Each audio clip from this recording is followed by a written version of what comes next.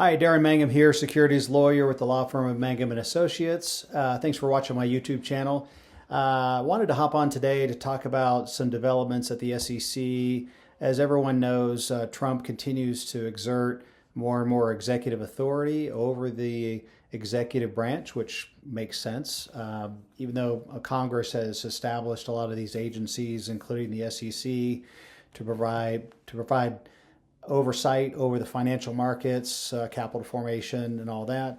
The executive branch is, the executive, the president is supposed to run all of that. And historically, the president has been really just limited to appointing commissioners on the SEC, and typically they would appoint a majority in their party, but as Trump establishes more and more executive control, he really is pushing the boundaries, and we've seen a big reflection of that in the way the SEC operates and the way it regulates, and a lot of the positions that it's taking. And so it's not just the outside; it's internally as well with the new commissioners on the SEC. Some of that is happening as we speak. One big development is that the SEC now requires the commissioners, the majority of which are Republican, and most of which are pushing the Trump agenda to decrease regulation. Now the commissioners are required to approve any subpoenas that are issued by the SEC, which is a big deal, right?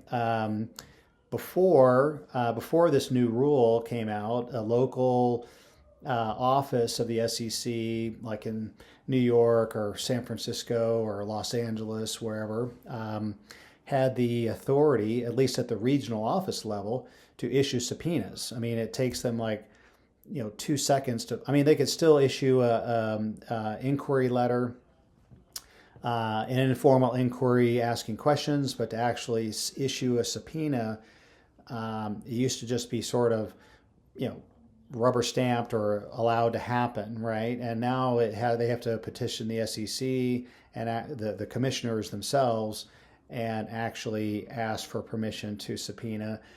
And that's a big deal. What that means is probably less and less likely for a investigation, unless they, obviously if they see that there's bona fide fraud, if there's actual harm being done, that they're going to have a pretty easy time probably getting a subpoena approval to issue a subpoena.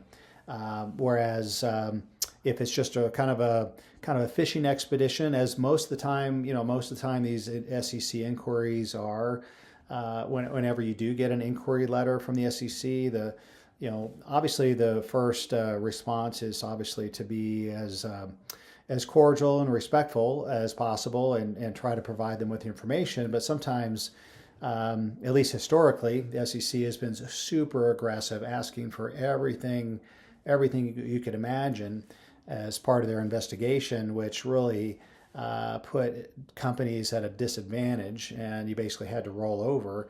Now you really have more, and we're seeing this in a lot of different cases where companies are not rolling over so easy and saying, hey, look, we're willing to provide you a reasonable amount of information, but you can't just all of a sudden subpoena us at will.